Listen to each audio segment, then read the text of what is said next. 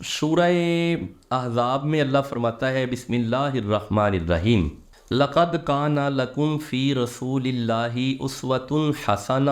اللہ فرماتا ہے البتہ تحقیق تمہارے لیے محمد الرسول اللہ کی زندگی اسوہ حسنہ ہے۔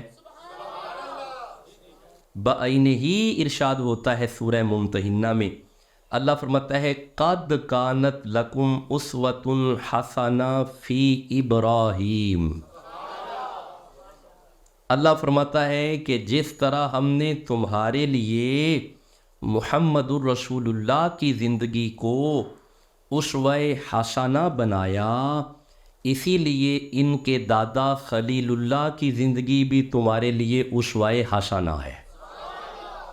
یعنی محمد رسول اللہ کی زندگی بھی اسوہ حسنہ، حضرت ابراہیم کی زندگی بھی اسوہ حسنہ، دونوں خلیل جو ہوئے، خود رسول اللہ بھی خلیل ہیں اور خود محمد الرسول اللہ بھی خلیل ہیں اور خود ابراہیم بھی خلیل ہیں، تو یہ دونوں خلیل ہیں۔ اسی لیے اللہ نے فرمایا کہ ان دونوں کی زندگی تمہارے لیے اسوہ حسنہ ہے۔